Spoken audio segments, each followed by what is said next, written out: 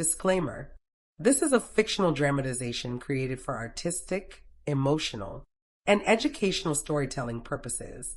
All characters and events are entirely fictional and created using AI tools. No impersonation, misrepresentation, or harm is intended. The content contains scenes of danger involving child characters. However, no real persons or minors were involved in its production. Grace's Love Stories produces scripted, AI-generated stories that promote, entertain, inspire kindness, and emotional connection. We respect our viewers and strictly adhere to YouTube's policies. The moon was a cruel eye in the sky, cold and silver, watching her humiliation unfold. Nora stood on the ceremonial stone, the granite biting into the soles of her bare feet. Around her, the Silver Creek pack formed a silent, suffocating circle, their combined scent a heavy mix of pine, damp earth, and judgment. This was supposed to be a sacred night, the night of the mating vow, but for her, it was a sentencing. The wind whispered through the ancient oaks, carrying not blessings, but the stench of her own fear. She was an Omega, a disgrace, and this bond was not a gift, but a chain. The Alpha's son waited for her, his eyes promising a lifetime of the same contempt she saw mirrored in the faces of the pack. Something primal and broken inside her clawed at her throat, a scream without a voice. This was the end of one life, and she knew, with a certainty that chilled her to the bone, that she could not let it be the beginning of another. Marcus stood before her, the moonlight glinting, off the cruel curve of his smile. He was the future Alpha, golden and powerful, everything the pack revered. And he despised her. The moon had decreed their bond, a cosmic joke that had sealed her fate the moment she'd presented as an Omega with a weak, hesitant wolf. He'd made his displeasure known in 100 small cruelties, a dismissive sneer, a shoulder shoved past her in the common hall, the way he'd let his chosen betas corner her and whisper threats about how an Omega would learn her place once she was officially bound. The worst had been 2 nights ago. Hidden in the shadows outside the training grounds, she'd heard him laughing with his friends. The moon must have been drunk, he'd boasted, his voice dripping with venom, pairing me with that wolfless scrap. Don't worry. Once the bond is sealed, I'll have her on a tight leash. An Omega's only purpose is to submit. I'll enjoy teaching her that lesson. The memory was a shard of ice in her heart. She looked at him now, at the triumphant smirk playing on his lips, and knew he was thinking of it. He saw not a mate, but a conquest, a thing to be broken. Elder Maeve, her face a mask of stern tradition, raised a ceremonial bowl filled with moon-blessed water. Marcus of Silver Creek, she intoned, her voice echoing in the tense silence. Do you accept this bond, forged by the will of the goddess, and swear to protect and command your mate, Nora Halden, for all your days?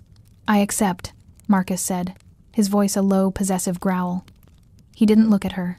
He looked past her, at his father, the reigning Alpha, who nodded in grim approval.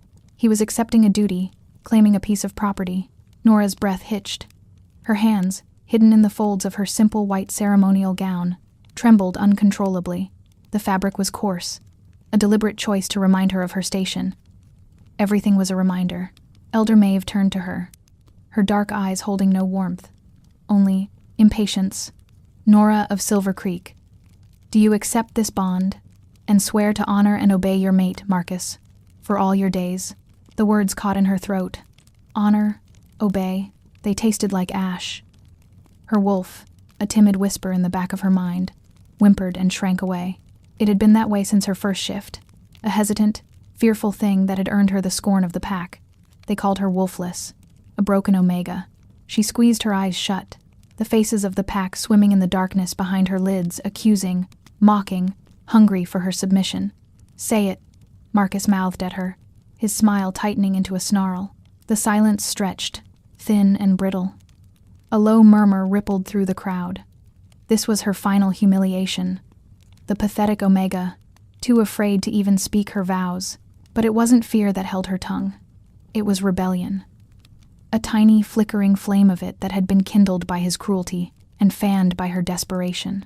She thought of the secret she carried, the folded, brittle parchment tucked into a hidden pocket sewn inside her gown. A different vow, a desperate gamble. Nora, Elder Maeve prompted, her voice sharp as flint. The moon waits. Nora opened her eyes. She met Marcus's gaze, and for the first time, She did not look away. She did not flinch. She let him see the cold, hard resolve solidifying in her soul. His smirk faltered, confusion flickering in its place. She took a single step back. A collective gasp swept through the circle. Taking a step back from the bonding stone was sacrilege. It was a refusal. "What are you doing?" Marcus hissed, his voice dangerously low. She took another step. The granite was cold, but the earth behind her felt like freedom. The scent of pine and wild things called to her, a promise of escape. "She rejects the bond!" Someone shouted from the circle. Chaos erupted. The silent judgment turned into a roar of outrage. Marcus's face contorted with fury, his features sharpening as his wolf surged to the surface. "You dare?" he snarled, lunging for her. He was fast, but her desperation was faster. Nora spun around, the coarse gown tangling around her legs. She ripped at the fabric, tearing it away from her knees as she scrambled from the ceremonial platform and plunged into the darkness of the surrounding forest. His enraged howl ripped through the night air, a sound that promised pain and retribution. It was followed by the deeper, more authoritative command of his father. "Bring her back." The hunt was on. Branches whipped at her face. Thorns tore at her skin and the thin fabric of her dress. Her lungs burned, each breath a ragged gasp. Behind her, she could hear them, the heavy, rhythmic pounding of paws as the pack warriors shifted, their growls echoing through the trees. They would be faster, stronger. They would run her down like prey. Panic was a physical thing, a cold claw squeezing her heart. She pushed it down, focusing on the path she had memorized for weeks, a twisting, barely there game trail that led away from the packlands. She ran not with the strength of a wolf, but with the terror of a cornered animal. The forest floor was a treacherous carpet of roots and stones, and she stumbled, her ankle twisting painfully. A cry escaped her lips, but she bit it back, shoving herself up and forcing her protesting body onward. The sounds of pursuit were getting closer. Their predatory scents, hot fur and rage, filled the air. Finally, she saw it. A dark, gaping maw in the side of a rocky outcrop, hidden by a curtain of ancient ivy. The entrance to the old smuggler's cave. It was forbidden territory, rumored to be haunted by the ghosts of rogues. It was her only hope. She dove through the ivy, her body scraping against the rock, and collapsed onto the damp, cold floor of the cave. She held her breath, listening. The sounds of the hunt passed the cave entrance. Heavy paws pounded the earth, growls and snarls, fading as they continued their search deeper into the woods. They hadn't caught her scent trail leading inside. The dampness of the cave and the thick ivy had masked it just enough. For now, Nora lay there, her body trembling, her heart a frantic drum against her ribs. She couldn't stay. They would double back eventually, search more thoroughly. She pushed herself deeper into the darkness, her hands outstretched, feeling her way along the cold, slick wall. The air grew colder, heavy with the smell of wet stone and decay. At the very back of the small cavern, a flicker of light appeared from behind a jutting rock. "You're late," a gravelly voice said. A man stepped out from the shadows, holding a small oil lamp. He was old, his face a roadmap of scars, his eyes holding the weary cynicism of a man who had seen too much. Silas, a fringe dweller, a trader of secrets and forbidden goods, and the one who had answered her desperate, whispered plea for a way out. They were close, Nora whispered, her voice hoarse. Silas grunted, unimpressed. "They're always close. Do you have it?"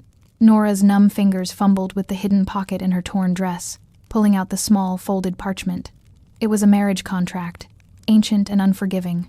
Silas had procured it for her, a relic from the old laws, from a time when alliances were sealed with faceless vows, a binding agreement to a man from a distant territory, a man whose name she barely registered in her panic, a scrawled signature at the bottom. Dorn. The price for his signature, and her freedom, was her hand in marriage, a stranger for a monster.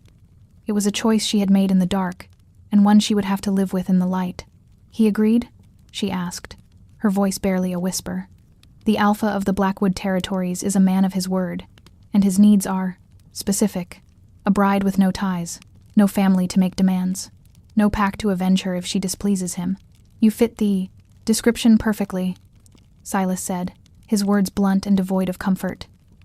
He took the parchment from her and unrolled it, examining it in the lamplight. "All it needs is your signature. Your vow. Blood. as is custom. He produced a small, silver-bladed knife. Nora stared at it, her fear momentarily overshadowed by the finality of the act. To sign this was to sever everything she had ever known, to renounce her pack, her name, her past, to become the property of another unknown alpha. But it was a choice, her choice. Marcus would have given her no choice at all. Taking a deep, shuddering breath, she held out her hand. "Do it!" Silas took her thumb, making a small, sharp cut. Blood welled, dark in the flickering light. He pressed her thumb to the parchment, just below the unfamiliar scrawl of the other signature. The blood smeared onto the dry, ancient paper, a crimson seal of her fate. The moment her blood touched the contract, a strange, faint warmth pulsed through it. A flicker of old magic acknowledging the vow. "It is done," Silas said, rolling up the scroll and tucking it into his leather satchel. "You are no longer Nora of Silver Creek. You are his now." He gestured toward a dark fissure at the back of the cave. "This tunnel leads out to the old road on the other side of the ridge. A carriage is waiting. It will take you to your new home. Do not speak to the driver. Do not look back." Nora nodded, her throat too tight to speak. She gave the old rogue the few silver coins she had managed to save, her entire worldly wealth. He pocketed them without a word of thanks. "Go," he said, already extinguishing his lamp, plunging the cave back into darkness. "And may the moon have mercy on you, child, because your new husband may not." The tunnel was narrow and suffocating. Nora crawled and stumbled through the oppressive dark, the old man's words echoing in her mind. When she finally emerged into the night, gasping the cold, clean air, she saw it. A lightless black carriage, drawn by two massive, silent horses that stood as still as statues. The driver was a silhouette, a cloaked figure who didn't turn as she approached. The carriage door swung open on its own. Hesitantly, she climbed inside. The interior was lined with dark velvet, surprisingly plush. The door closed, shutting her in absolute darkness and silence. A moment later, with a lurch, the carriage began to move. There was no sound of hooves, no creak of wheels, just a smooth, unnerving glide through the night. The journey was a blur of exhaustion and fear. Nora huddled in the corner, the adrenaline finally draining away, leaving behind a bone-deep weariness. Her torn dress was cold and damp, her body ached, and her mind was a whirlwind of what she had done. What was to become of her? Who was this man, this Alpha Dorn, who would take a runaway Omega as his bride? She must have slept. Her eyes fluttered open not to the rocking darkness of the carriage, but to the soft gray light of dawn filtering through heavy silk curtains. She was lying in a bed. A vast, impossibly soft bed, piled high with down pillows and furs. The sheets against her skin were silk, cool and smooth. A fire crackled softly in a massive stone fireplace across the room, casting dancing shadows on tapestried walls. The air itself was different. It smelled of power, of old leather, cedar, and the faint, lingering scent of smoke. Confusion warred with a primal sense of alarm. Where was she? This was no simple Alpha's dwelling. This was a place of immense wealth and power. She sat up, the silk sheet pooling around her waist. She was wearing a simple linen nightgown, clean and soft. Someone had changed her. The thought sent a jolt of ice through her veins. Then she felt it, a faint, unfamiliar warmth on her shoulder, a subtle thrum against her skin like a second heartbeat. She pushed the strap of the nightgown aside and looked down. There, just above her, collarbone, was a mark.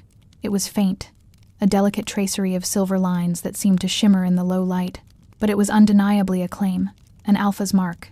Not the crude, possessive brand of her old pack, but something more ancient, more elegant, and infinitely more powerful.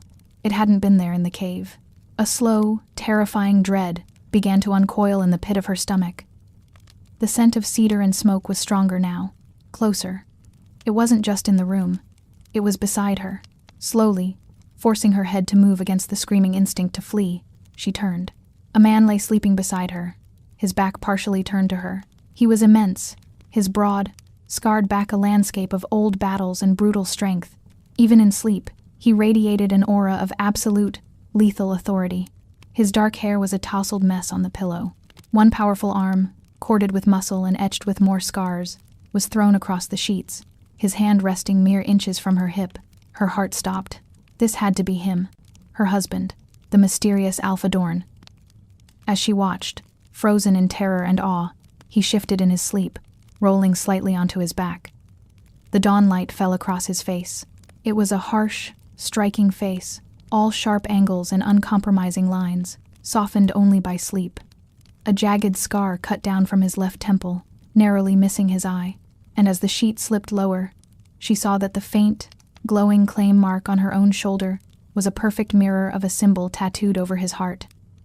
Nora's mind reeled, trying to piece together the impossible.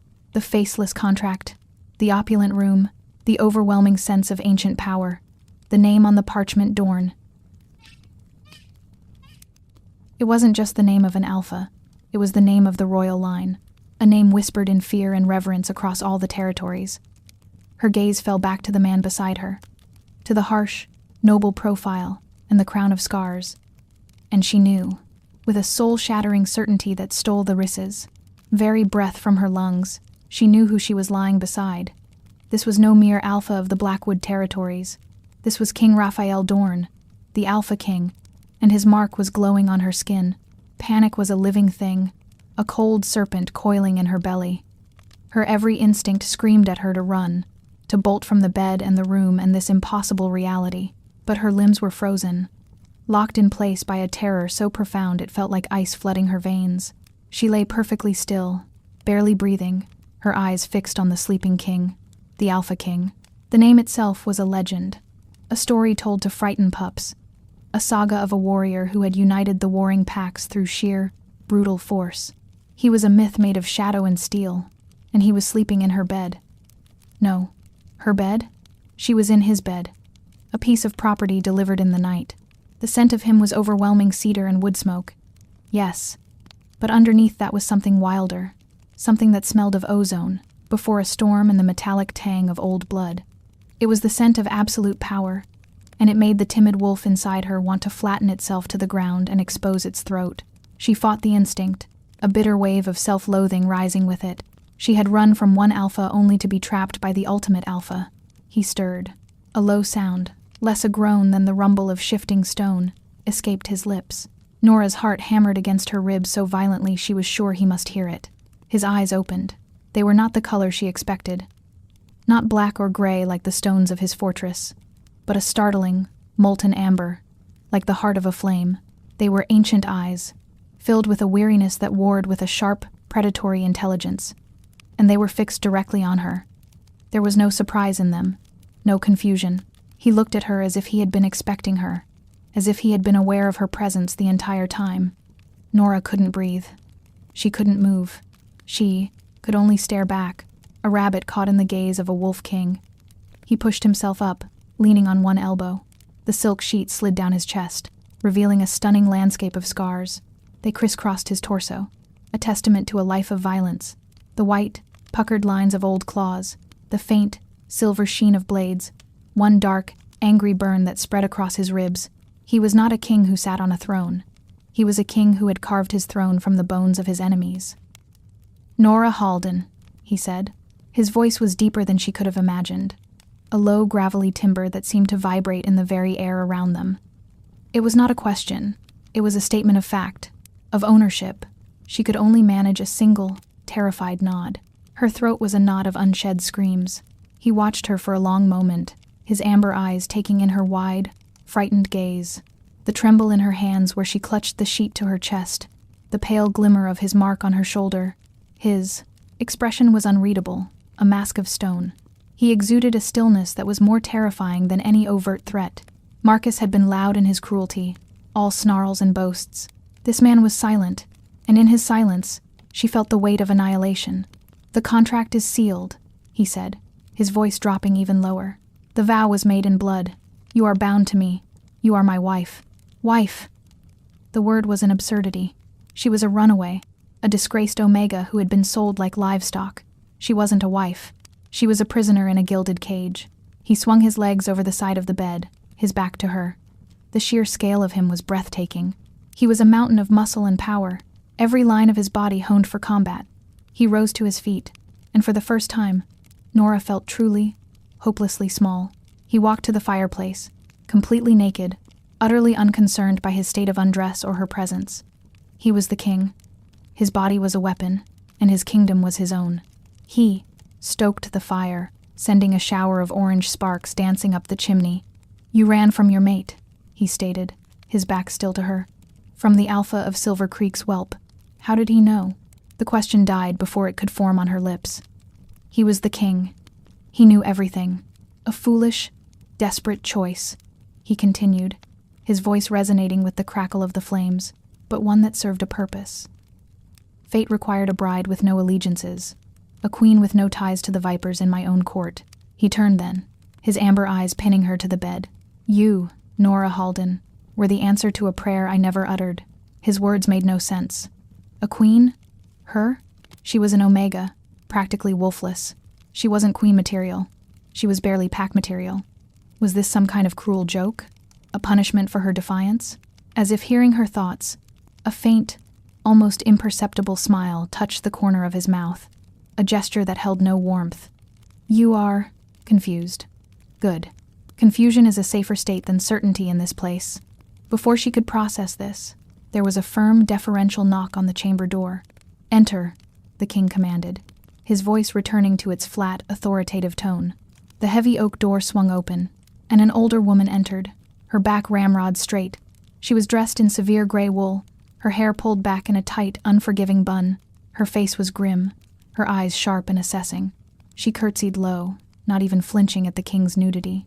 Her gaze slid over to Nora, still huddled in the massive bed, and a flicker of undisguised contempt crossed her features. "Your Majesty," the woman said, her voice crisp and cold. "The baths are prepared." "Good, Elspeth," the king replied. He retrieved a dark fur robe from a nearby chair and shrugged it on, belting it loosely at his waist. "See to my wife. She is to be made presentable." The word wife sounded even more alien from the woman's thin lips than it had from the king's. Elspeth's eyes raked over Nora again, a dismissive, insulting appraisal that made Nora feel like something discovered under a rock. "As you command, Your Majesty," she said, her tone implying that the task was deeply unpleasant. The king walked toward the door, pausing beside the bed. He looked down at her, and for a fleeting second, the mask slipped. Nora saw something in his eyes, a flash of something dark and complex. It wasn't cruelty, it was resonance, a shared shadow. "Do as she says," he ordered, his voice soft but absolute. "In this castle, obedience is survival." Then he was gone, the door closing behind him with a heavy final thud that echoed in the sudden silence. Nora was alone with the servant. The woman, Elspeth, stared at her, her lips pressed into a thin, disapproving line. "Get out of the king's bed, girl," she snapped, her deferential tone vanishing the moment the king was gone. "You defile it with your presence." Shame, hot and familiar, washed over Nora. This was a language she understood, the contempt of those with status for those without. She slid from the bed, the silk of the sheets a final, fleeting caress. The floorboards were cold beneath her bare feet. The linen nightgown felt flimsy and inadequate under the woman's piercing stare. "The king may have been forced into this arrangement," Elspeth said, her voice dripping with scorn, "but do not for a moment mistake your position. You are a placeholder, a necessary disgrace. You are not, nor will you ever be, a queen." Elspeth seized her arm, her grip surprisingly strong, and pulled her toward an adjoining chamber. It was a bathing room, larger than the entire cottage she had grown up in. A massive copper tub steamed in the center, filled with fragrant, herb-scented water. Servants, young girls with downcast eyes, scurried out of the room as Elspeth entered, clearly terrified of her. "Strip," Elspeth commanded. Nora hesitated for a fraction of a second, and the woman's fingers dug into her arm like talons. "Now." Clumsily, her hands trembling, Nora pulled the nightgown over her head. She stood naked and exposed, her skin prickling with humiliation. She had a dozen faded bruises from her flight through the forest, a long scratch on her thigh. She felt frail and used. Elspeth's eyes catalogued every flaw before she gestured impatiently at the tub. Nora sank into the hot water, the heat a blessed shock that soothed her aching muscles. But there was no comfort to be found. Elspeth began to wash her, her movements rough and impersonal, as if she were scrubbing a floor. She scrubbed at Nora's skin, at her hair, her silence more damning than any insult. She paid particular attention to the king's mark on her shoulder, her touch lingering there with a cold, resentful pressure, as if she could scour it away. When it was over, Elspeth wrapped her in a thick, heavy towel, and led her back to the main chamber. Laid out on the bed was a dress. It was simple, made of a heavy, dark blue wool, but the fabric was of a quality Nora had never touched before. There were soft leather slippers and clean underthings. "Dress," Elspeth ordered, turning her back to give the barest illusion of privacy. Nora dressed quickly. The soft wool, a small comfort against her clean skin. The dress fit perfectly, as if it had been made for her, a fact she found deeply unsettling. When she was finished, Elspeth turned back, her critical eye finding some invisible fault. She walked over to Nora and roughly tucked a stray piece of hair behind her ear. "You have the scent of the wild on you," the woman muttered, a deep-seated insult among the courtly shifters. "The king has indulged some strange whim, but the court will not be so forgiving. They will smell what you are, an omega, a runaway. They will smell your fear, and they will devour you." The woman's words were meant to terrify her, and they did. The thought of facing a royal court, a pack of alphas and high-born wolves who would see her as less than nothing, was suffocating. "The king has requested your presence in the northern solar," Elspeth said, her formal tone returning as she steered Nora toward the door. "Do not speak unless you are spoken to. Do not look the king in the eye unless he commands it. Do not, under any circumstances, show your weakness." The hallway outside the chamber was a long, cavernous passage of gray stone, hung with ancient banners depicting a snarling, crowned wolf, the sigil of House Dorn. The silence of the castle was immense, broken only by the soft whisper of their footsteps. There were no servants in the halls, no guards in sight, yet Nora felt 100 unseen eyes watching her every move. This place was alive, and it was hostile. Elspeth led her to a pair of towering iron-bound doors and, without knocking, pushed them open. The room was a library or a study. Bookshelves stretched to the vaulted ceiling, filled with thousands of leather-bound volumes. A fire roared in a fireplace even larger than the one in the bedroom, and in the center of the room, standing before a massive window that overlooked a sheer drop to a churning sea, was the king. He was dressed now, in simple black trousers and a dark tunic that did nothing to hide the power of his form. He didn't turn as they entered. "Leave us," he commanded, his voice quiet. Elspeth bowed low and retreated, pulling the heavy doors shut behind her, the sound echoing like a tomb ceiling. The sound of the waves crashing against the rocks below filled the sudden silence. Nora stood frozen just inside the door, her hands clenched at her sides. He still hadn't looked at her. "Come here," he said, his gaze still fixed on the gray, tumultuous sea. Her feet felt like lead. Taking a deep breath, she forced herself to walk across the vast expanse of the room, the thick carpets muffling her steps. She stopped a few feet behind him, her eyes on the rigid line of his back. "I made a bargain not with you, but with fate," he said, his voice a low murmur, almost lost in the sound of the waves. "There is a sickness in my bloodline, a curse. The moon weakens with each generation of my family. My wolf is not whole. It requires a tether, an anchor to this world." He finally turned, and his amber eyes were blazing with an intensity that seared her. The seers spoke of a mate of pure heart, forged in betrayal and tempered by defiance, a wolf hidden within a lamb. They said her blood would be the key. He took a step closer, and the sheer force of his presence was a physical blow. She could feel the wild, barely contained power rolling off him in waves. This was the curse he spoke of. An unimaginable power, so great it was tearing him apart. "I did not believe them," he rasped, his voice raw with a pain that seemed centuries old, "until my spies brought me whispers of an Omega in Silver Creek, an Omega who defied her Alpha on her bonding night, an Omega who chose the unknown over the chain." He reached out, his hand stopping just short of her face, his fingers trembling with a power that made the very air crackle. "And when I saw the contract with your blood on it, I felt the bond snap into place across 1,000 miles. A bond not of my choosing, but of destiny's." His gaze dropped to the mark on her shoulder, visible above the collar of her dress. "That is not my claim, girl. That is the moon's. A mark that says you are the other half of this curse. You are my anchor, my keeper." He let his hand fall, a look of profound, bitter resignation on his face. He looked at her, truly looked at her, and she was no longer just a runaway Omega. In his eyes, she was a prophecy, a tool, a sacrifice. "The court gathers at sundown," he said, his tone turning to ice. "They will come to see the king's new pet. They will see an Omega whelp and smell weakness. They will test you. They will try to break you." He moved to a table, pouring a dark liquid into a goblet. "And you will let them see nothing. You will stand beside me. You will wear the jewels they give you, and you will hold your head high. You will be silent. You will be graceful, and you will give them nothing." He drank deep from the goblet, his throat working. "Your life, and possibly mine, depends on it." The finality in his voice was a death knell. She wasn't his wife. She wasn't his queen. She was a shield, a piece in a deadly game she didn't understand, against players she couldn't see, with a king whose curse was now her own. Her escape had led her not to freedom, but to the very heart of the storm. The hours between the king's pronouncement and sundown were a blur of meticulous, cold preparation. Elspeth returned, not alone this time, but with 2 young, silent maids in her wake. They moved with the quiet efficiency of ghosts, their eyes always downcast, their hands never still. They carried with them a dress that seemed woven from the midnight sky, a deep, starless velvet that drank the light from the room. It was beautiful, a work of art, and it felt utterly alien against Nora's skin. As they laced her into the gown, the boning tight and unforgiving, she felt like a doll being arranged for display. It was a costume, a lie she was being forced to wear. Next came the jewels.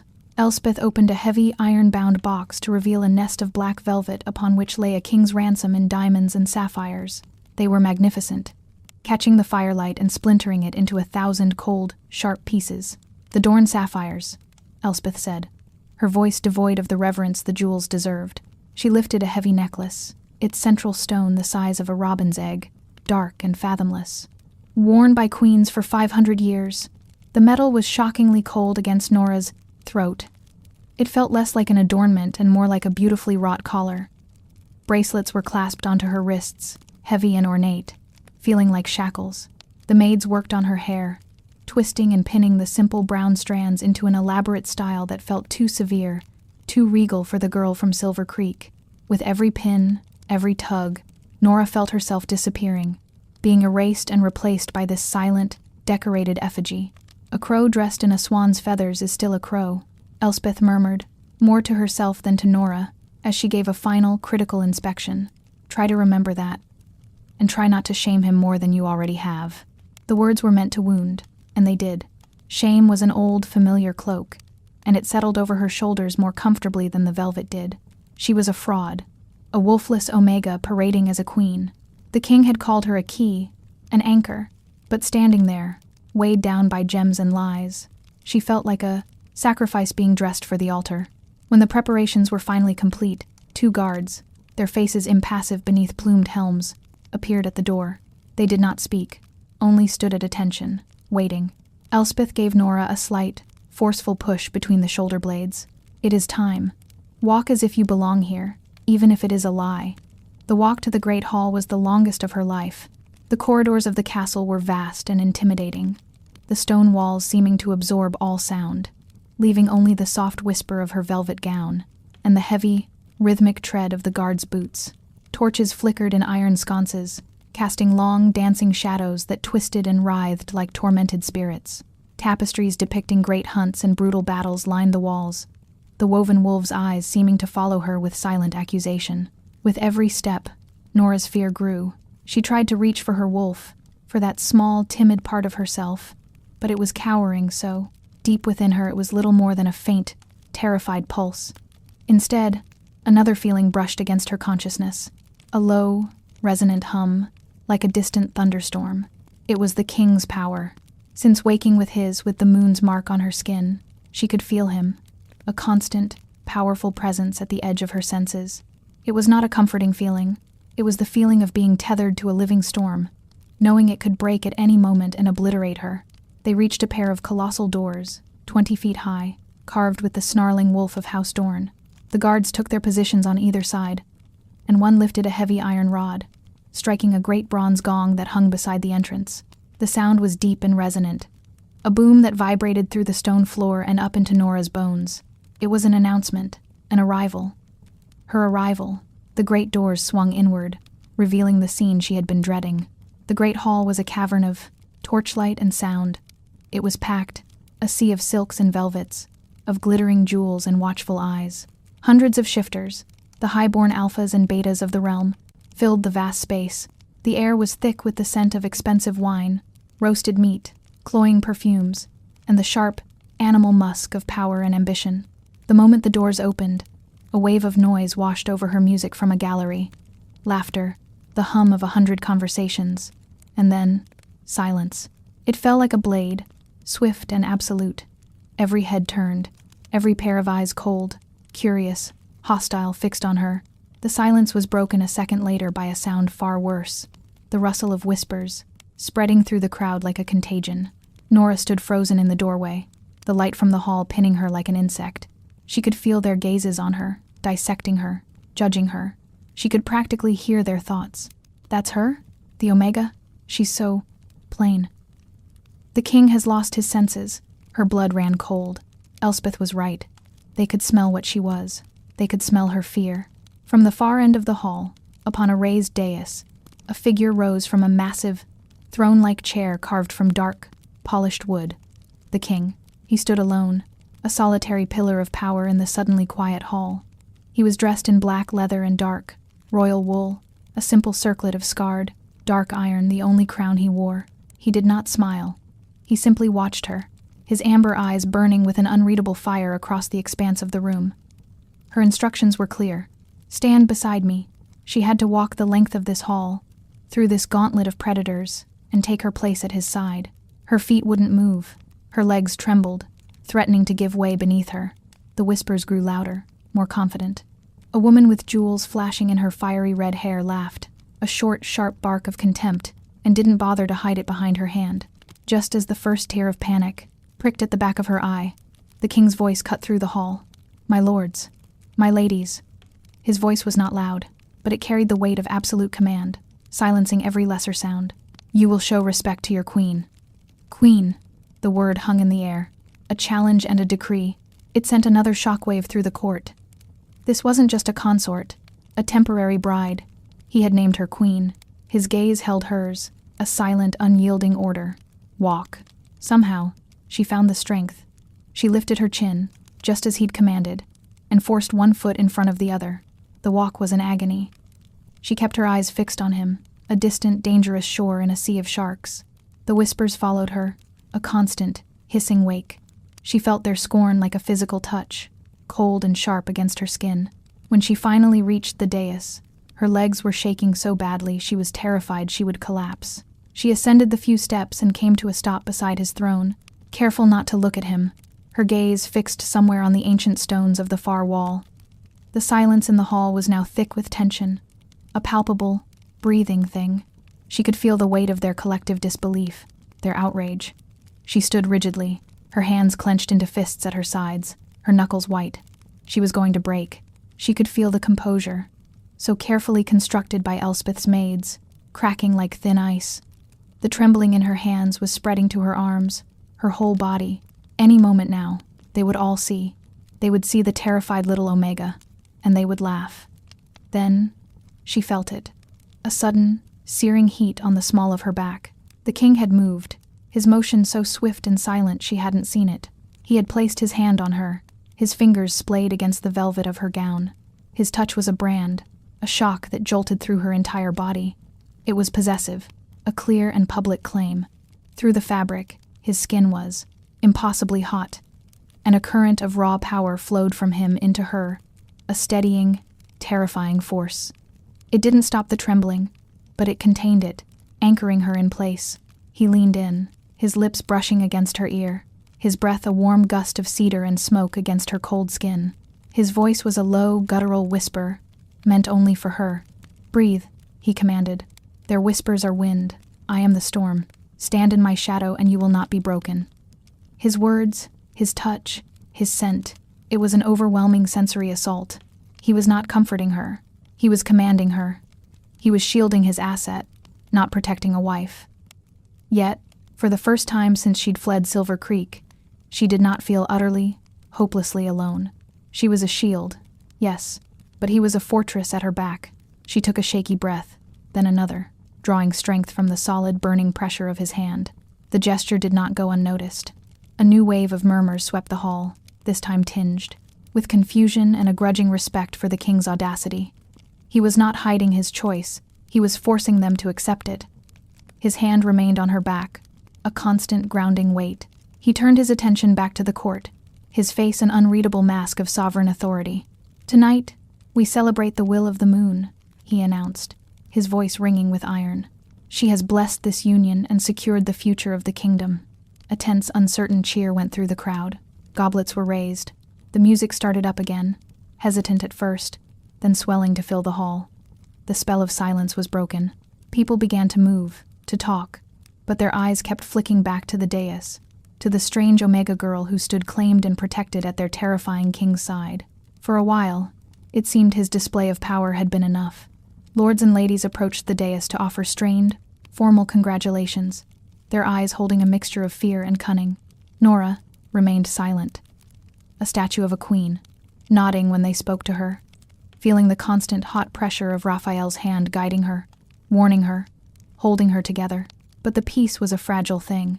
As a servant offered them wine, a woman detached herself from a circle of richly dressed nobles and approached the dais with predatory grace. It was the redhead who had laughed at her. She was beautiful, with sharp, intelligent eyes and a smile that was all teeth. Her velvet gown was the color of blood, and a magnificent ruby glittered at her throat. She curtsied, a low, sinuous movement that was both respectful and mocking. "Your Majesty," she said, her voice smooth as honey but laced with venom. She addressed the king, but her cold eyes were fixed on Nora.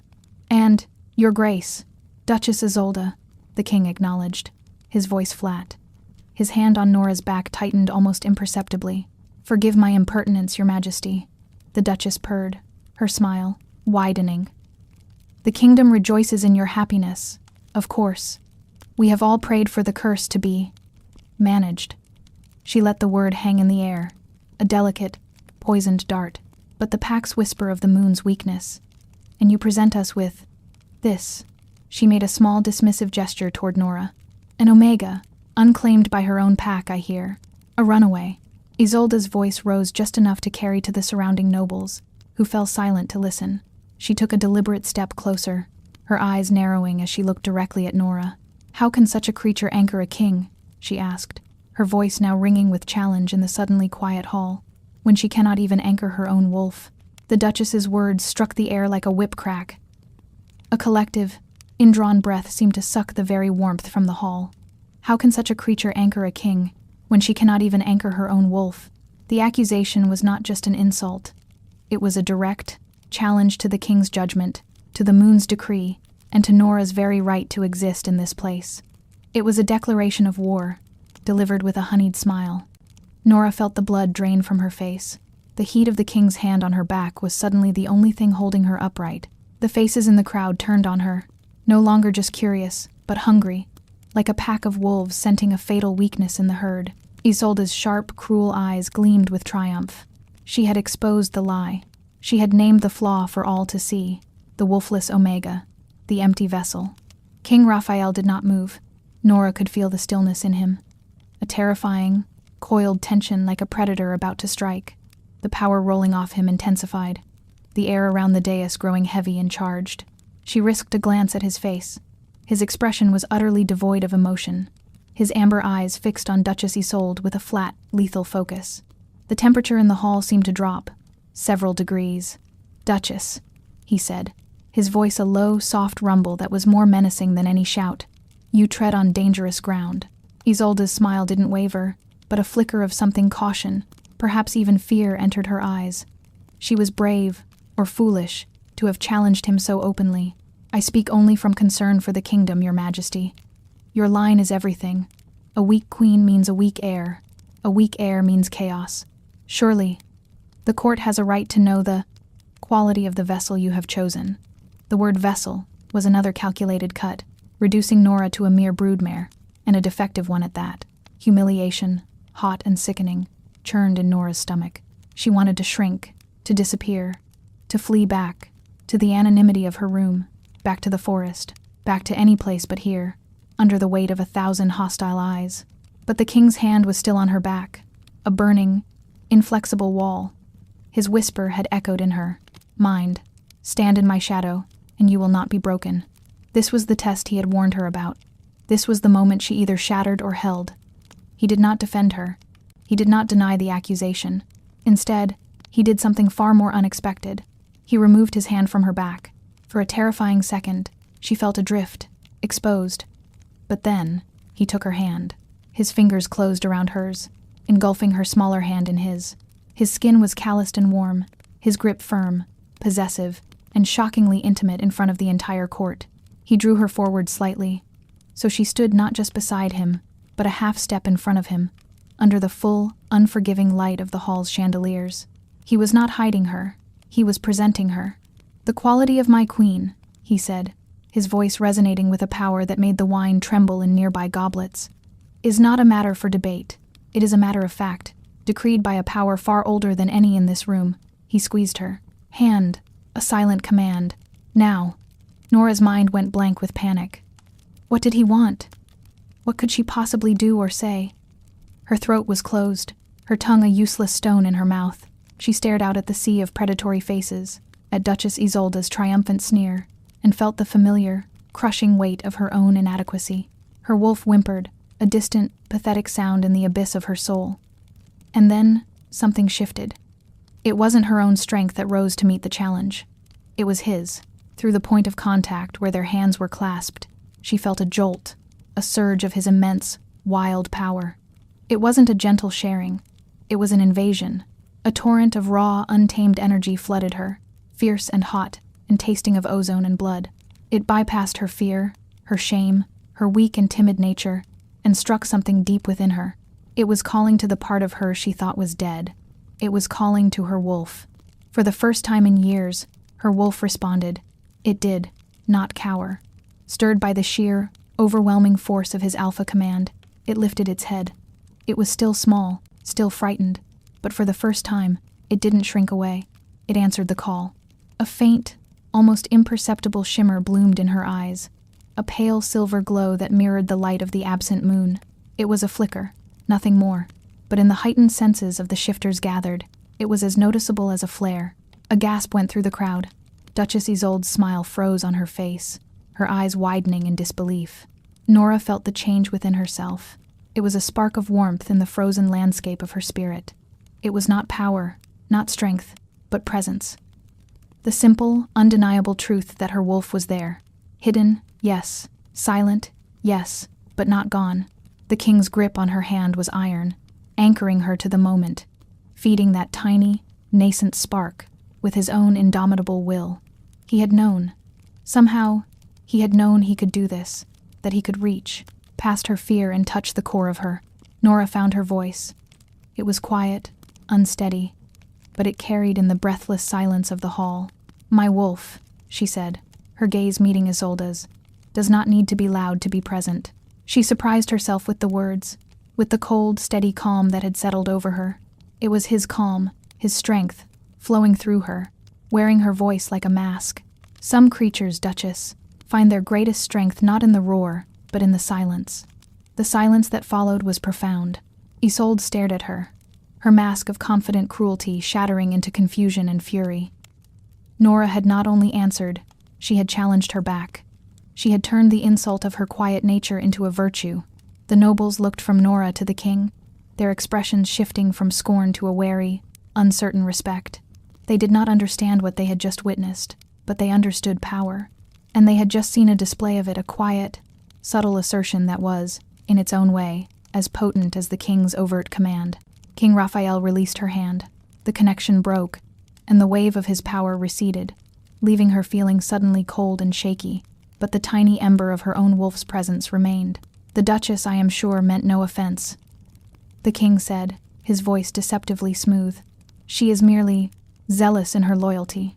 He looked at Isolde, and the warmth of his feigned magnanimity vanished, replaced by a gaze as cold and sharp as a shard of ice. A zeal that would be better directed at the enemies outside our walls, rather than the family within them. Would you not agree, Isolde? It was a dismissal, a public, humiliating rebuke wrapped in the language of the court. Isolde's face paled, then flushed a blotchy, furious red. She had overplayed her hand and lost. "Of course, Your Majesty," she bit out, the words tasting like poison. She executed another curtsy, this one stiff with rage, and retreated back into the crowd, her blood-red dress a slash of color disappearing among the darker velvets. The tension in the hall broke. The music swelled, louder this time, and conversation resumed, charged with a new, feverish energy. They had a new topic of conversation. The king's Omega bride was not the meek, broken thing they had anticipated. Raphael turned to her. In the relative privacy of the dais, his mask of command relaxed fractionally. He looked down at her, his amber eyes searching her face. He saw her pallor, the faint tremor that had returned to her hands now that his strength was no longer flooding her. "You did well," he said, the words low and grudging, as if praise were a foreign language to him. "You forced me," she whispered, her voice still shaky. The accusation was soft, but it was there. He had used her, used his power to compel a response she could not have given on her own. A shadow passed through his eyes. "I forced you to survive," he corrected her, his voice harsh. "That is the only lesson that matters in this court. Learn it quickly." He gestured to a servant, who brought 2 chairs to the dais, smaller than the great throne but still ornate. "Sit, eat, appear normal. They are still watching." They sat, and plates of food were brought to them, roasted fowl, spiced meats, sweet fruits, and breads. Nora's stomach was a tight knot of nerves. She couldn't imagine eating a bite. But she obeyed his command, picking up a silver fork and pushing a piece of pear around her plate. She could feel the eyes of the court on her still, their whispers a constant, buzzing irritation at the edge of her hearing. They ate in silence for a time. A king and his bargain bride, surrounded by a court that would see them both dead if it could. The sheer isolation of their position was staggering. He was a king with a cursed bloodline, and she was his unwilling, wolfless anchor. "Who is she?" Nora finally asked, her voice barely audible over the music. She didn't need to specify. Raphael didn't look at her. He sliced a piece of meat with brutal precision. "Duchess Isolde de Valois. Her family is old, powerful, and ambitious. Before the contract was signed, she believed she would be my queen." Suddenly, the Duchess's venomous hatred made perfect, terrifying sense. It wasn't just about Nora being an Omega. It was about her taking Isolde's place. A place the Duchess clearly felt was hers, by right of blood and power. "She will not stop," Nora stated, a cold certainty settling in her bones. "She will try again." "Yes," the king agreed, his voice flat. "She will, and so will others. My cousin, Lord Valerius. The Baron of the Ironwood Reach. They all see a throne weakened by a curse and an unsuitable mate. They see an opportunity. They will test you relentlessly, searching for a crack in your resolve. Because if they can break you, they believe they can break me." He finally turned to, look at her, his gaze intense, pinning her to her chair. "They must not find one. You must be a fortress, a wall of ice and silence. Do you understand?" Nora nodded, swallowing against the dryness in her throat. She understood all too well. She was not a person to him. She was a piece of his fortification, a living part of his defenses. Her safety, her survival, was incidental to his own. As the evening wore on, a procession of nobles came to pay their respects, their manner now carefully neutral. The king handled them with curt, dismissive authority, his presence a fearsome shield around her. But Nora could feel their probing glances, could sense the questions behind their courteous smiles. She followed his orders, remaining silent, her expression a careful blank, her hands clasped in her lap. She felt like a ghost at her own wedding feast.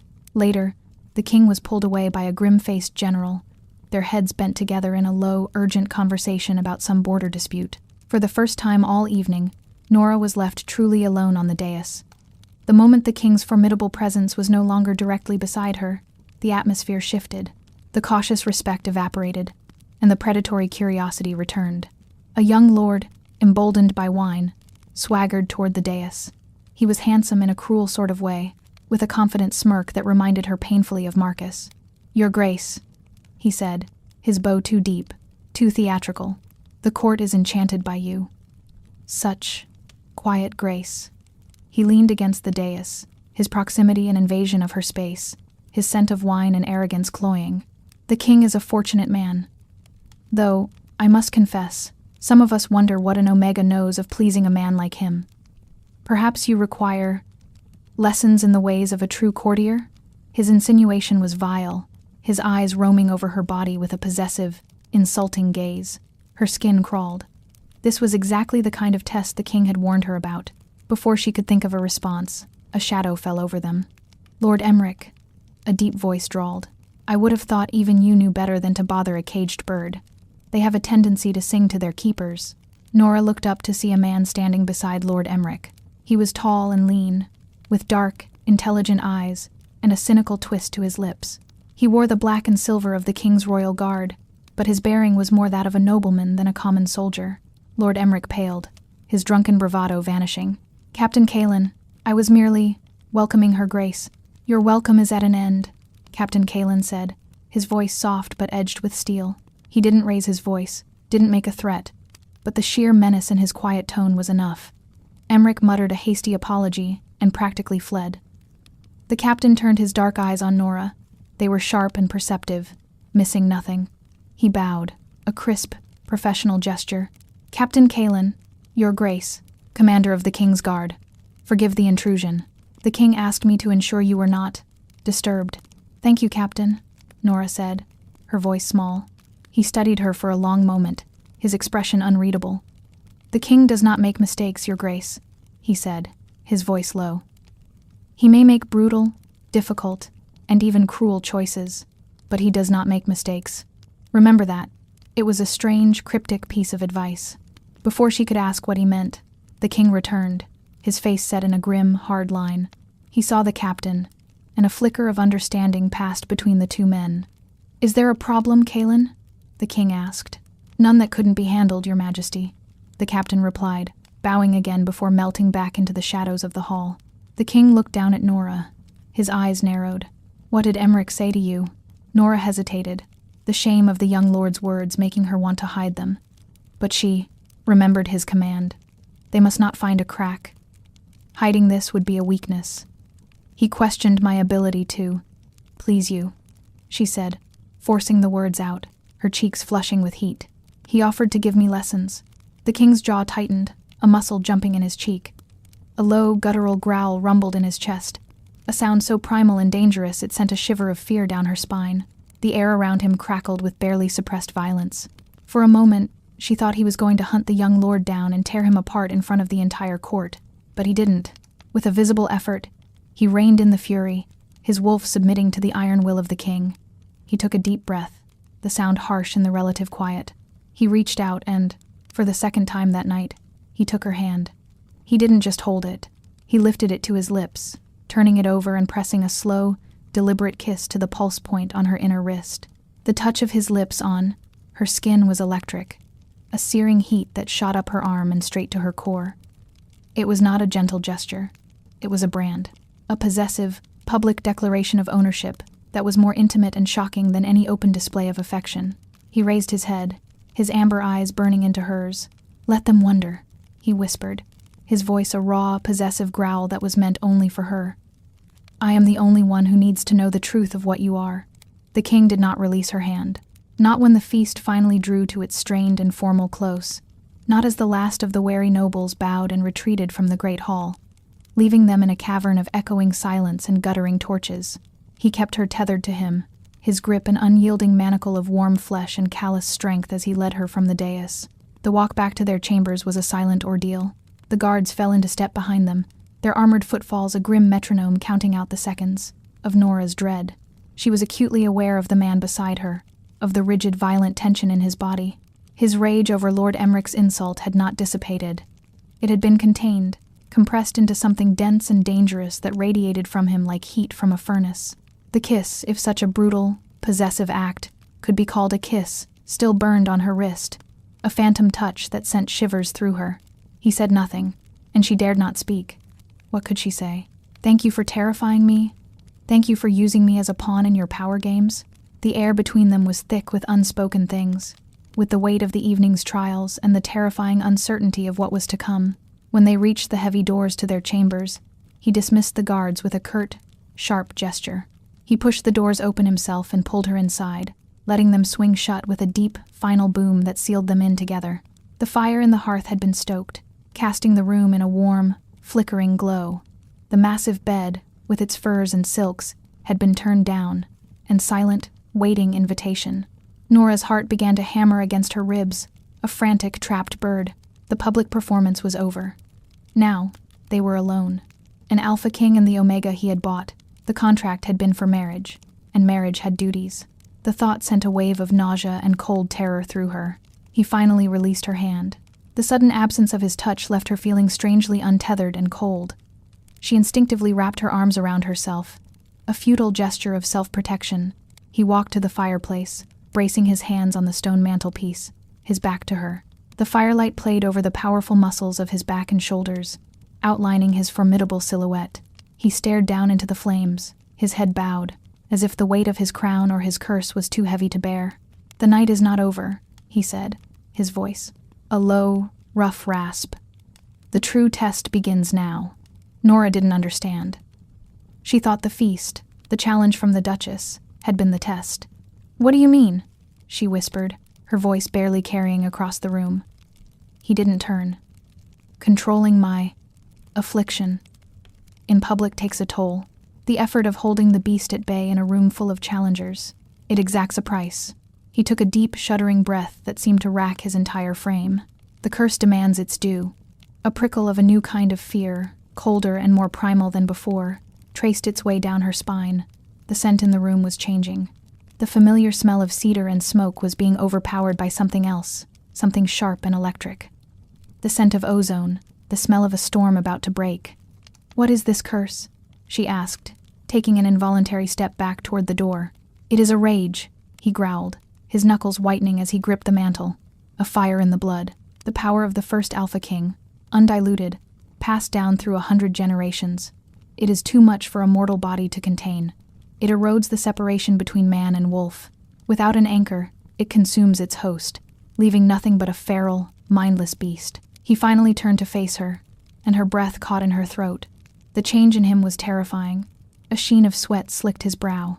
His jaw was clenched so tight a muscle jumped violently in his cheek, but it was his eyes that stole her voice. The calm, molten amber was gone, replaced by a churning, incandescent gold, shot through with sparks of red. They were the eyes of a predator losing its grip, the eyes of the beast clawing its way to the surface. "It is happening now," he snarled, and the sound was less human, more animal. "It is always worse after a confrontation, after a challenge to my authority. It feeds on rage." Nora backed away until her shoulders hit the cold, hard wood of the door. There was nowhere left to run. He hadn't moved from the fireplace, but the sheer, untamed power radiating from him filled the room, pressing in on her, suffocating her. This was the storm he had spoken of, and she was trapped in its eye. He let out a choked cry of pain, stumbling back a step and clutching his head in his hands. His whole body was trembling, not with weakness, but with a terrible, restrained power. The seers spoke of an anchor, he gasped, his voice strained and raw. A mate, too. To ground the storm, to absorb the excess. He looked at her then, his gaze a raw, desperate thing. It held agony, fury, and a terrifying, hungry need. He was a drowning man looking at his only piece of driftwood. Nora stood frozen, her mind screaming.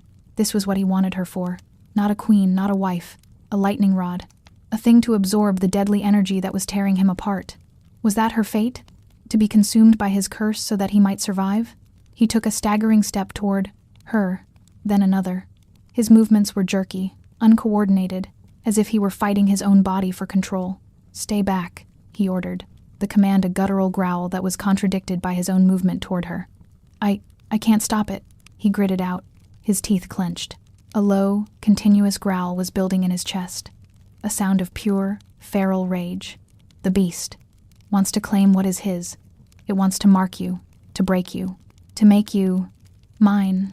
His words, his raw, agonized confession of the violence welling inside him, struck her with the force of a physical blow. This was her nightmare realized. She had run from Marcus, who had promised to break her, only to be trapped with a king whose curse promised the same, but with a power 1,000 times more destructive. He was 10 feet away now. 5. The air crackled around him.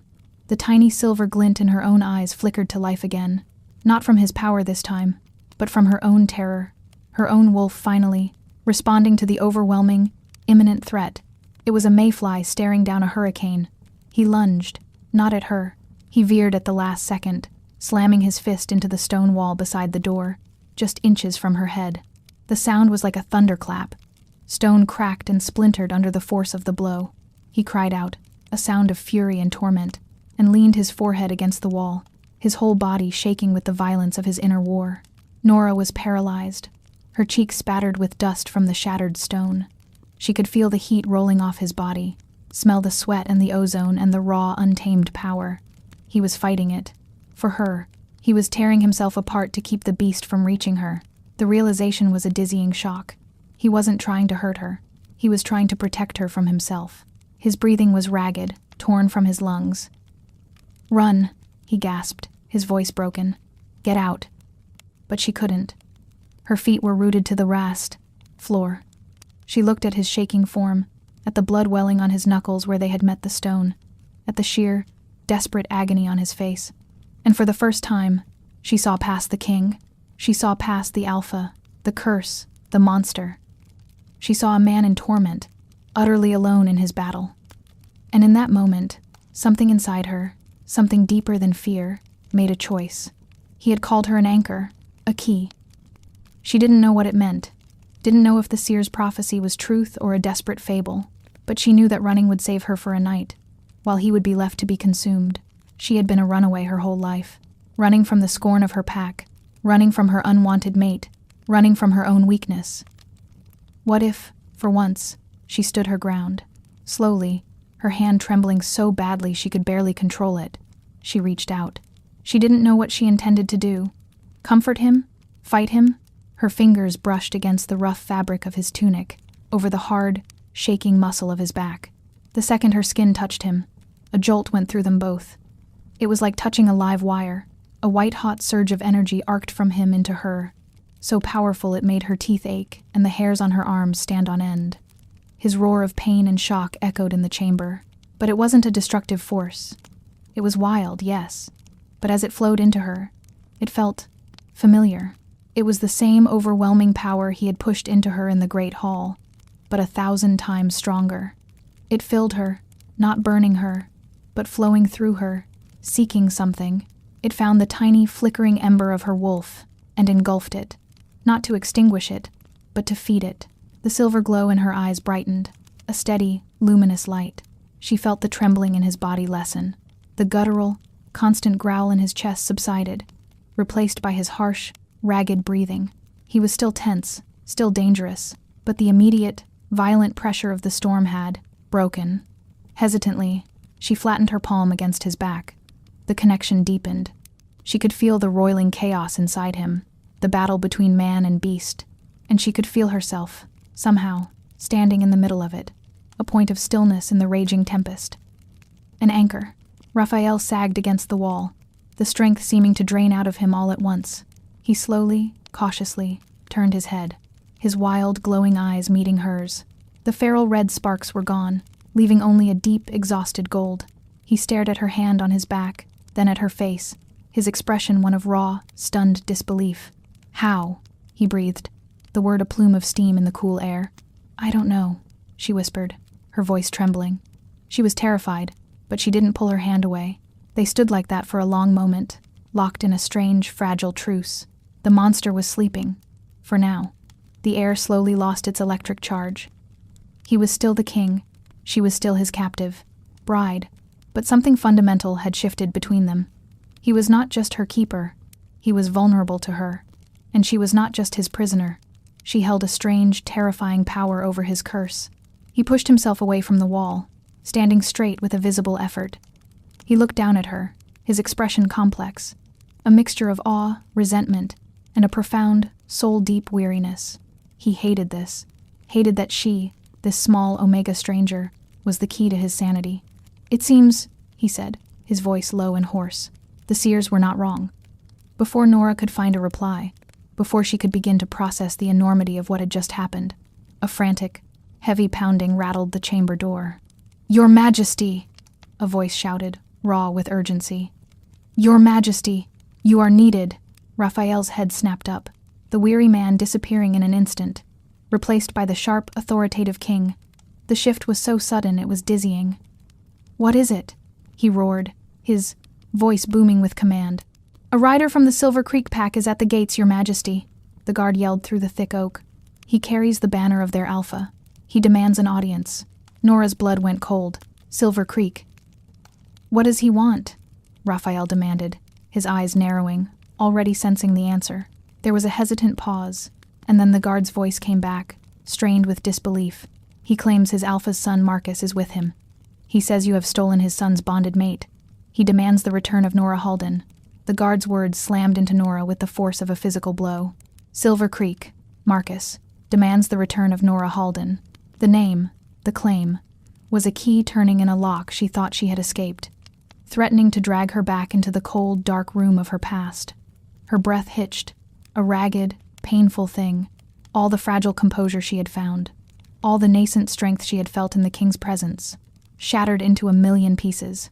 She was Nora of Silver Creek again, the wolfless Omega, the runaway property. Terror, pure and undiluted, was a freezing wave that swept over her. She could feel Marcus's phantom touch, the sneer in his voice, the crushing weight of his contempt. Her instincts, honed by a lifetime of submission and fear, screamed a single, desperate command. Hide. Raphael moved. He didn't look at her, but she felt the shift in his attention, the focus of his immense will turning from the internal battle with his curse to the external threat at his gates. The dangerous, feral energy that had been shaking his frame moments before did not vanish. Instead, it solidified, condensing from a chaotic storm into a blade of pure, cold rage. The golden light in his eyes cooled to a hard, unforgiving amber. The king was back in command. They demand? He repeated, his voice dangerously soft. The word was an insult, an absurdity he seemed to be tasting on his tongue. He walked, away from her, toward the center of the room, his movements fluid and predatory. An alpha of a provincial pack demands something of his king? He laughed, a short, harsh sound, utterly devoid of humor.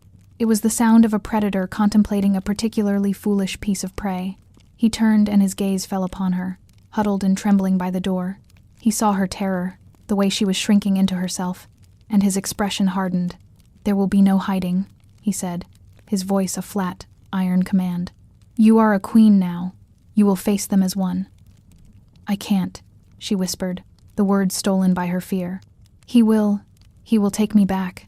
Raphael crossed the room in 3 long strides, his power a tangible force that pushed her back against the door.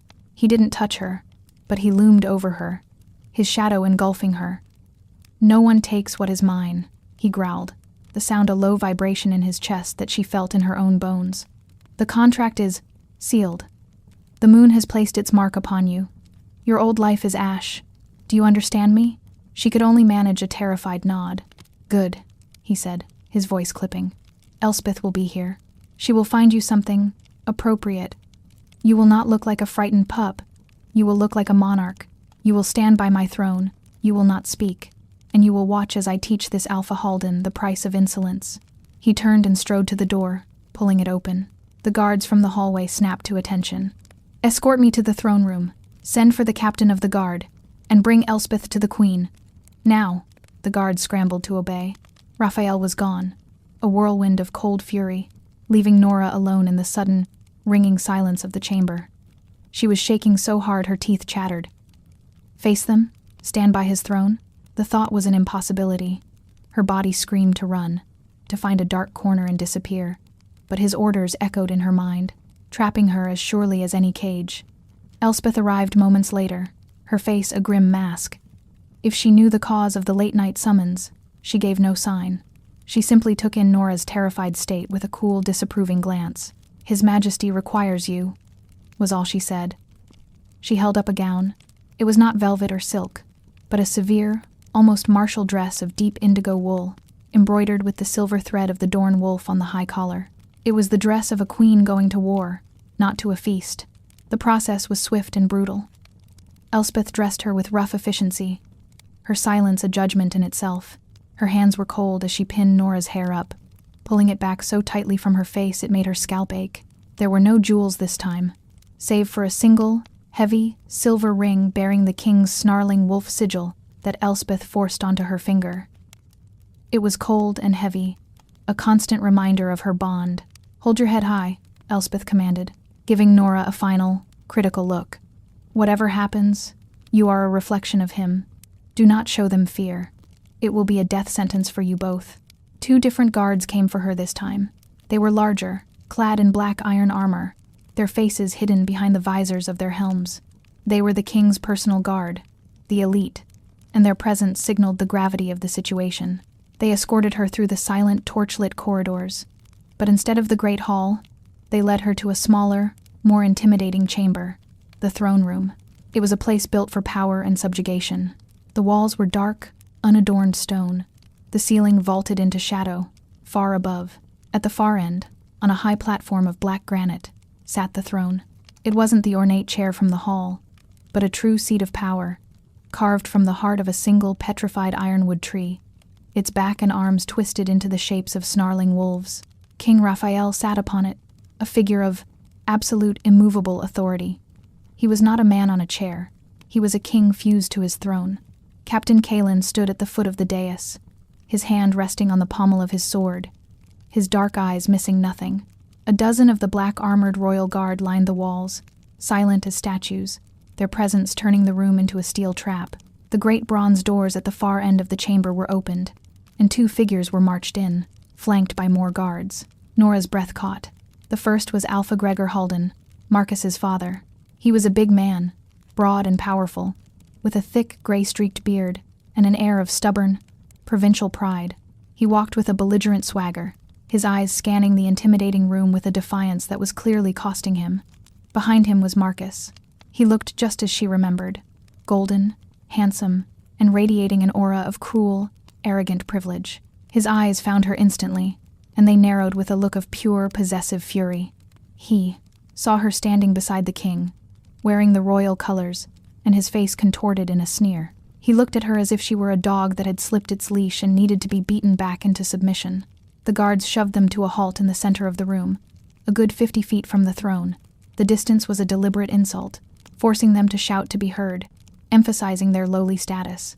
Alpha Halden, the king's voice boomed, the acoustics of the room amplifying it into a sound of raw, intimidating power. You are a long way from your dreary little patch of forest. To what do I owe this suicidal lack of judgment? Alpha Halden bristled at the insult. Your Majesty, he said, his voice tight with barely suppressed rage. I come here appealing to the old law. The law of the pack, the law of the moon. You have harbored a runaway. Worse, you have stolen a bonded mate. My son's mate. He gestured toward Nora. That girl belongs to my son, to my pack. The moon decreed it. The moon is not your pet, Halden, to be trotted out to justify your claims, Raphael said, his voice dangerously calm. The moon marks whom it pleases, and it has marked her as mine. Marcus could not contain himself. That is a lie, he shouted, his voice echoing in the stone chamber. She is a broken omega, a wolfless disgrace. You have bewitched her. That mark is a trick. He took a step forward, his eyes wild with fury, fixed on Nora. Nora!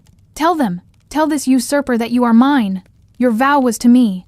Every eye in the room turned to Nora, her heart hammered in her chest. This was it, the moment of confrontation.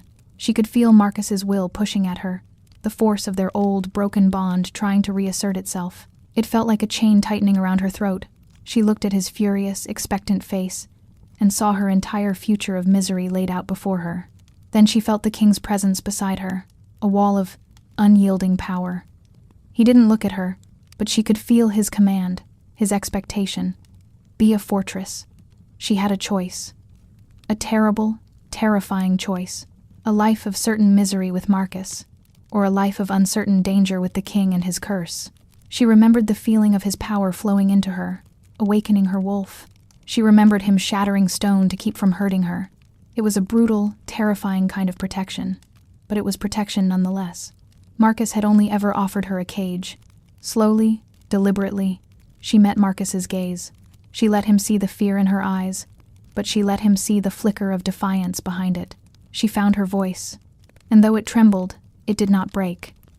There was no vow, she said, the words falling like stones into the silence. I did not accept the bond. Marcus stared at her, his jaw dropping in disbelief, which quickly curdled into rage. You lie! You ungrateful bitch! After all my father has done for your worthless family. Silence. Raphael's roar was the crack of a thunderclap, shaking the very stones of the room. He rose slowly from his throne, a mountain of contained violence. You are in my hall, speaking to my queen. You will choose your next words as if your life depends on them, because it does. He descended the steps of the dais, his movements deliberate and deadly. He stopped beside Nora, and for the second time, took her hand. His grip was like iron. He pulled her forward to stand with him in the center of the platform, facing her accusers. "You speak of vows and bonds," the king said, his voice a low, lethal growl. "But you are blind. The girl you knew is gone. A new bond has been forged, one that supersedes your pathetic provincial claim." "I do not believe you," Alpha Halden spat. "Show me this bond. Show me a mark that can override the will of the moon as witnessed by an entire pack." Raphael looked down at Nora. His amber eyes held a silent, urgent question. He was giving her the stage. He was forcing her to claim her own fate. He could destroy them with a word, but that would leave her a protected victim. He wanted her to be a participant. He wanted her to choose. She understood. With her heart in her throat, she took a deep breath. She reached up with her free hand and pulled down the high, stiff collar of her gown, exposing her shoulder, exposing the mark. At first, it was faint, a mere tracery of silver lines on her pale skin, but then, as Marcus and his father stared, it began to glow. It started as a soft, pearlescent shimmer, like moonlight on water. Then the glow intensified, pulsing with a bright, silver-white light that seemed to emanate from within her very bones. It was not the king's power making it glow. It was hers. It was the moon's. It was the mark of their true, undeniable bond, responding to the challenge, defending its claim. A collective gasp came from the guards lining the walls. "Captain," Kaelin's eyes widened. Alpha Halden staggered back as if struck, his face a mask of shocked disbelief. Marcus, however, was beyond reason. Seeing the glowing mark, the ultimate proof that he had lost her, sent him into a feral rage. "No!" he screamed, his features contorting as his wolf surged forward. His eyes bled to a predatory gold, his canines elongating. With a snarl, he broke free from the guards holding him and lunged, not at the king, but at Nora. He reached for her, his hand clawed, intending to rip her away, to physically reclaim what he saw as his. He never touched her. The moment his fingers came within a foot of her skin, the glowing mark on her shoulder exploded with light. A wave of pure, silver energy, cold as the heart of winter, erupted from her. It was not a violent force, but an absolute one. It struck Marcus square in the chest. He was not thrown back. He was simply stopped, frozen in place for a heart-stopping second before he crumpled to the floor, gasping and clutching his chest as if the very air had been stolen from his lungs. The silver light had not harmed him, but it had utterly rejected him, the power of a true bond casting out a false one. He lay on the stone floor, gasping and broken, his shift receding, leaving him looking pathetic and small. The throne room was utterly silent. The proof was undeniable, a miracle and a judgment enacted before their eyes. Raphael looked down at the whimpering whelp on the floor, then to the pale, stunned face of Alpha Halden. His expression was merciless. "You have your proof, Halden," the king said, his voice like the grinding of glaciers. "You have entered my home, challenged my authority, and insulted my queen. You and your son have threatened the stability of this realm with your arrogance. There can be only one sentence for such treason." He raised his hand. "Captain Kaelin, strip them of their rank and their lands. They are no longer Alpha and Heir. They are Omega, cast, out. Exile them to the northern wastes. They will live out their days in the cold, and if they ever set foot in the southern territories again, they will be hunted down like the rogue dogs they are." "Your Majesty." "No," Halden pleaded, his pride finally shattering. "Mercy, mercy," the king repeated, the word sounding like a foreign curse. He looked down at Nora, at her pale, shaken face, at the silver light of the mark slowly fading on her shoulder. "You showed her no mercy. You will receive none from me." He turned back to his captain. "Take them, now." The guards dragged the broken Alpha and his son away, their pleas and curses echoing until the great bronze doors boomed shut, leaving a profound and ringing silence in their wake. Nora stood trembling, the adrenaline draining away, leaving her weak and dizzy. It was over. Her past had come for her, and it had been destroyed. Raphael turned to her. He was still holding her hand, his thumb stroking slowly over her knuckles. He looked from her face to the mark on her shoulder, now just a faint silver tracing once more. His amber eyes were dark, intense, and held an expression she had never seen before, something that went beyond possession, beyond the needs of his curse. It was a look of raw, stark assessment, as if he were seeing her, truly seeing her, for the first time. He lifted his other hand and gently, almost hesitantly, traced the outline of the mark on her shoulder with his finger. His touch was not hot like it had been before. It was warm, questioning, a spark of electricity that made her shiver. "The moon has chosen," he said, his voice a low, rough murmur. "And so have you." He leaned in closer, his scent of cedar and smoke, and the faint, lingering ozone of his power surrounding her. His lips were inches from her ear. "There is no running now, Nora. Not for either of us." The aftermath of the confrontation was a strange, hollow silence. The throne room, emptied of its drama, felt vast and cold. Nora stood on the granite dais, the king's hand still holding hers, his thumb a slow, rhythmic caress against her skin that was both grounding and deeply unsettling. Her past had been tried, sentenced, and exiled in the space of a heartbeat. She should have felt relief, a sense of liberation. Instead, she felt a profound, bone-deep exhaustion, and the unnerving awareness that one cage had simply been replaced by another, infinitely larger and more gilded. Raphael finally released her hand. He turned and ascended the steps to his ironwood throne, sinking into it not like a triumphant king, but like a weary man setting down a crushing weight. He gestured to Captain Kalen, who had been watching them with his usual unreadable expression. "Double the patrols on the Silver Creek border," the king commanded, his voice rough with fatigue. "Send word to the neighboring Alphas. The Halden line is broken. Their territory is now under royal jurisdiction. Until a new Alpha can be vetted, I want no opportunists." "It will be done, Your Majesty," Kalen said with a crisp bow. His dark eyes flicked to Nora for a fraction of a second, a glance that held a new, cautious respect. Then he and the remaining guards exited, their footsteps echoing until the great doors closed, leaving Nora and the king alone once more. The silence that fell was different from the one in their chambers. It was less charged with danger, more filled with the weight of unspoken things. The events of the night had changed everything. She was no longer just a contract bride, a component in a prophecy. She had acted. She had chosen. The bond, and the strange power that came with it, had proven itself real. "You are bleeding," Nora said, her voice sounding small in the vastness of the hall. He looked down at his hand, the one that had met the stone wall in his chamber. The knuckles were split and raw, a dark line of blood tracing a path across his skin. He seemed to notice it for the first time, flexing his fingers with a detached curiosity. "It will heal," he said, dismissing it. But Nora found herself walking toward him. She didn't know why. Every instinct for self-preservation told her to keep her distance, to retreat to the safety of her assigned role. But she had seen his agony, his desperate fight for control. She had been the anchor for his storm. And now, she saw the simple, physical evidence of his pain. She stopped at the foot of his throne, looking up at him. "It should be cleaned," she insisted, her voice gaining a sliver of confidence. A flicker of surprise crossed his face. No one, she suspected, told the king what to do. He studied her for a long moment, his amber eyes searching her face, trying to decipher this small act of defiance, of concern. Finally, he gave a slow, almost imperceptible nod. He held out his hand. Hesitantly, she mounted the steps of the dais. She took a clean embroidered handkerchief from a hidden pocket in her gown, a habit from a lifetime of cleaning up others' messes, and gently took his large, scarred hand in hers. His skin was hot, his calluses rough against her fingertips. She carefully, delicately, began to wipe away the blood. He sat perfectly still, watching her. His gaze was so intense it felt like a physical touch, tracing the line of her bowed head, the nervous tremble in her fingers, the focused line of her mouth. The silence stretched, filled only by the whisper of linen against skin. "You could have let them take you," he said, his voice a low rumble. "You could have claimed the bond with him was true. I would not have stopped you."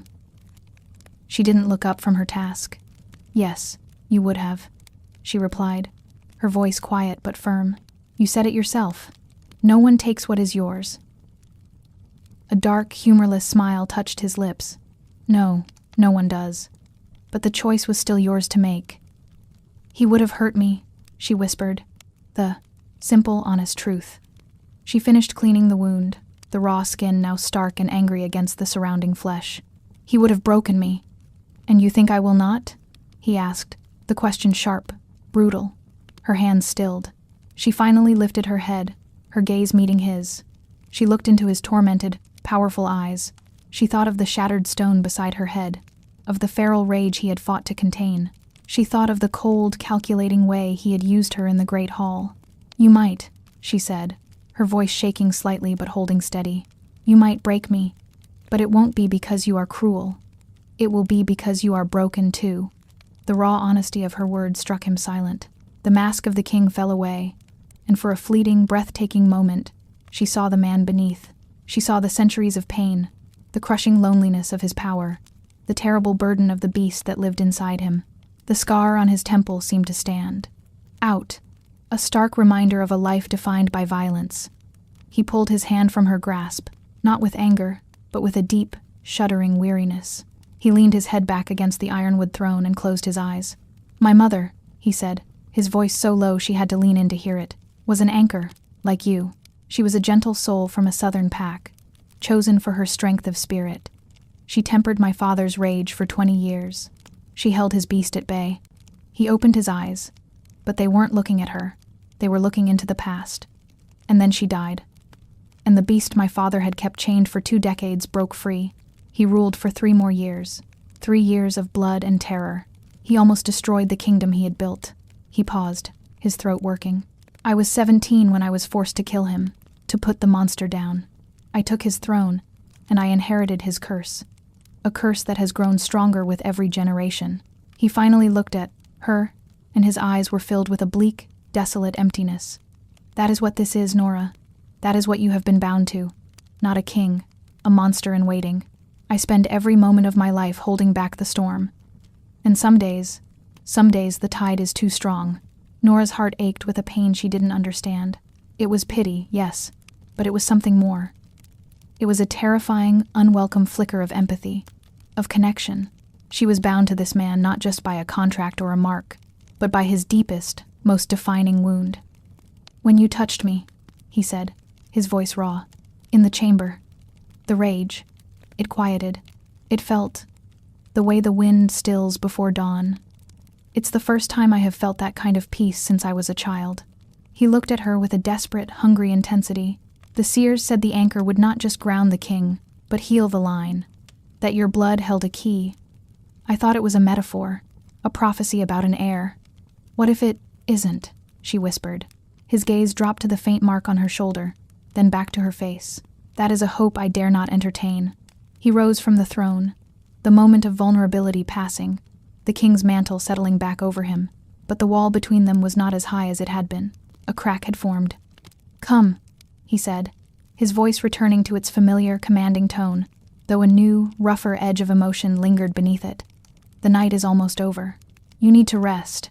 He led her from the throne room, not holding her hand this time, but walking beside her, a subtle but significant shift. He was no longer just her keeper, dragging her along. They were walking the same path. When they returned to their chambers, the air was different. The raw, violent tension was gone, replaced by a fragile, uncertain peace.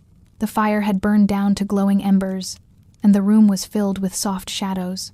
Nora stopped in the middle of the room, suddenly unsure of what to do, of where she was supposed to go. There was only one bed. Raphael seemed to understand her hesitation. He walked to a large, carved wardrobe and pulled out a thick fur blanket.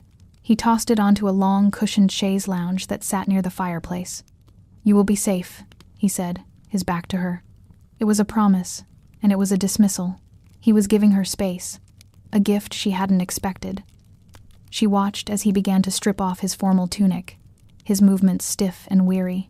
He unbuckled his sword belt, laying the weapon carefully on a table.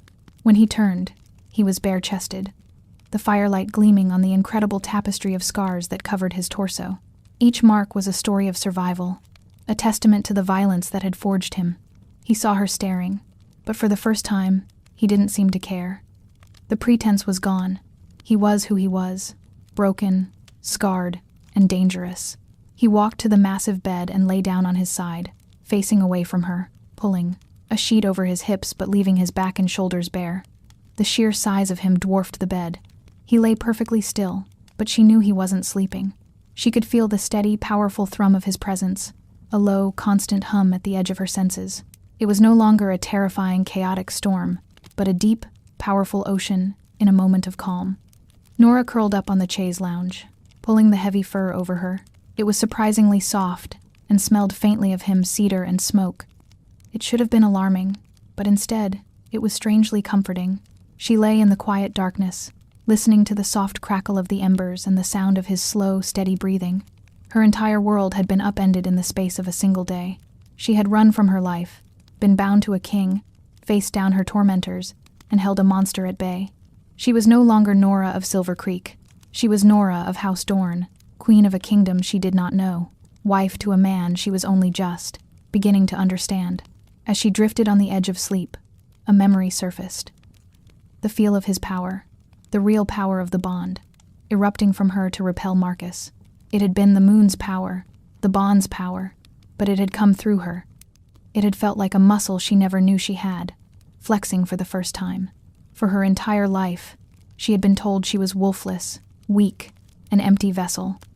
But the king's curse, his terrifying, untamed power, had not broken her. It had awakened something inside her. Lying in the quiet dark of the king's chamber, Nora realized a startling, terrifying truth. Duchess Isolde had been right to fear her. The court had been right to be wary. She was not the empty, broken thing they all believed her to be. She was the key. She was the anchor. And she was beginning to suspect that anchoring the king's storm was not her only purpose. Perhaps her true destiny was to learn how to wield a storm of her own. 2 winters had passed since the night. Alpha Halden had been exiled. 2 years since the whispers in the court had turned from scorn to a wary, grudging awe. The wind that blew from the churning gray sea still carried the scent of salt and storm. But to Nora, it no longer felt like a threat. It felt like home. She stood on the stone balcony of the royal chambers, the cool morning air a gentle kiss against her skin. She was no longer the girl who flinched at every shadow. That girl was a ghost, a memory of a life that belonged to someone else. In her arms, a small, warm bundle stirred, a soft sound of contentment breaking the morning's peace. She looked down at her son, at the tuft of dark hair on his head so like his father's, and the peaceful, sleeping curve of his mouth. Leo. He was 6 months old, a solid, healthy child, whose presence had brought a light into the ancient, shadowed castle that no torch ever could. He was the future. He was the proof. His small hand, perfect and unblemished, curled around her finger. She felt the faint, steady thrum of his life force, clean and bright, and utterly untouched by the centuries-old shadow that had haunted his father's line. The curse had ended here. With him, with them, a pair of strong arms encircled her from behind, and a familiar, grounding warmth enveloped her. Raphael rested his chin on her shoulder, his gaze fixed on their son. The scent of him, cedar and smoke, and the clean scent of the sea was the scent of safety, of belonging. His presence was a constant, low thrum against her senses, no longer a terrifying storm, but a deep, steady ocean tide, its rhythm matched to her own. "He has your eyes," Raphael murmured, his voice a low, soft rumble against her ear. It was a voice she had come to know in all its registers, from the iron command of a king to the raw, agonized growl of a man fighting his beast, to this, the quiet, tender whisper of a husband. Nora smiled, leaning her head back against his chest. "He has your stubborn chin." He was different now. The coiled, violent tension that had once defined him had eased. It was not gone. The beast was a part of him. Always would be, but it was no longer his master. It was a wolf that walked at his side, not one that clawed at him from within. The deep lines of pain around his eyes had softened. He still wore his scars with the pride of a survivor, but he no longer wore his crown like a sentence. Their bond had deepened beyond anything she could have imagined. It was more than a conduit for his rage. It was a silent language, a shared space where their thoughts and emotions could meet without words. In the long nights, when the memory of his past and the weight of his kingdom pressed in on him, she would reach for him, her touch a quiet anchor that stilled the rising tide of his power. And he, in turn, had become her fortress, his unwavering belief in her strength teaching her to believe in it herself. Her own wolf, once a timid whisper, was now a calm, steady presence within her. It had been his power that had first awakened it, but it had been his trust that had allowed it to heal. She was not a mighty alpha wolf, full of fire and dominance. She was an omega, and she had finally learned what that truly meant. Not weakness, but a different kind of strength. A quiet, resilient power that could absorb and soothe and endure, the strength of the roots that hold the great oak, of the shore that contains the raging sea. "The court is assembled," he said, though he made no move to leave. "The emissaries from the Sunstone packs have arrived. They are impatient to see the heir." "Let them wait," Nora said, her voice soft but firm. She turned in his arms to face him, cradling Leo between them. They waited 2 years to accept their queen. They can wait a morning to see their prince. A slow, genuine smile touched his lips, a sight that still made her heart ache with a fierce, protective love. "The court fears you more than they. Fear me now, you know." It was true. After the night with Marcus Halden, no one had dared to challenge her openly again, but her power had not been cemented by that single, explosive display of the moon's will. It had been built in the days and months that followed. It was in the quiet way she advised Raphael, her insights often cutting through the bluster of his generals. It was in the unwavering loyalty she earned from the castle staff, who had once looked at her with contempt but now saw a queen who knew their names and understood their burdens. Duchess Isolde, after a humiliating and public apology, had been relegated to her country estates, her ambitions broken against the quiet, immovable wall of the new queen's grace.